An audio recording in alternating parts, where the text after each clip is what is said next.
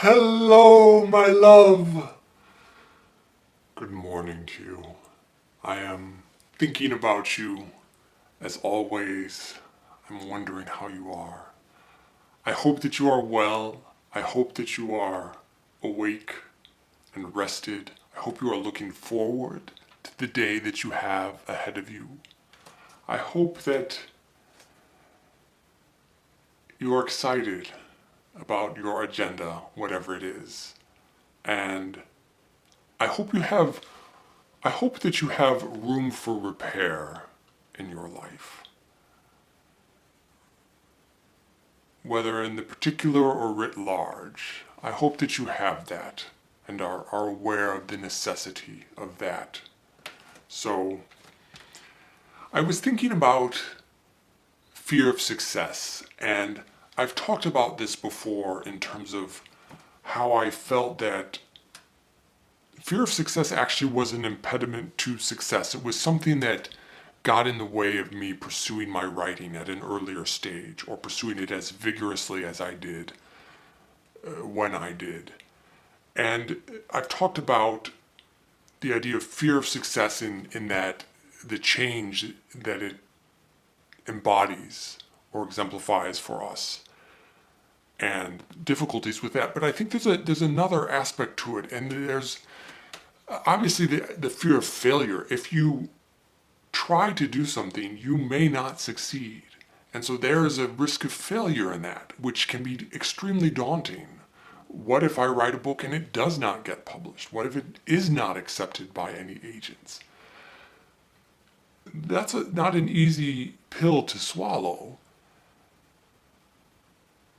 And then on top of that, there's this idea that if you are successful, what if your next endeavor is not? Then you have reached higher and you have farther to fall. And all of that, I think, is embodied in this idea of a fear of success, which I do not think, though, should stop you from pursuing what you want to pursue. And I wish in my life it had not stopped me for as long as it had, because had I started much earlier, things would have gone differently. Alas, I did things when I did, and they were what they were. But I thought I would share it with you, this idea, again, of not letting fear of success stop you. What really is going on here is that everything is just steps. We are just simply taking steps along our lives, or along a project, or along a path. And everything we do is just a step. And what we get from that step may be what we sought, or it may not. It may be a quote-unquote success or a quote-unquote failure, but the trick is to just not view it as successes or failures writ large, but to view every single thing you do as simply a step along the way on a very long path. And that whether it is a quote success or failure, there is something to learn from it and to make sure that you learn from it.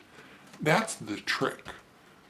To not characterize it as success or failure, but to characterize it as learning, as expanding, as continuing to move forward despite the roadblocks, the delays, the diversions, and with each of those to learn and enjoy the moment of learning, to enjoy the experience.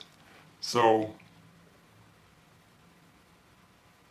all easier said than done. It requires a certain mental state, approach, a mindset to keep one's head up in the face of repeated quote-unquote failure or setback. But the trick is to learn. One, because that is, or at least for me, was a reward in of itself. I just loved learning. But also because if you don't learn, you're most likely going to repeat the same failure or repeat the same mistake again. Mistake in quotes. So, food for thought. But the bottom line is to not let fear of success stop you from doing what you want to do. And I will leave it at that and recommend again Basia Bulat and her music. I hope you take the time to listen to it. And with that, I will bid you adieu. I love you.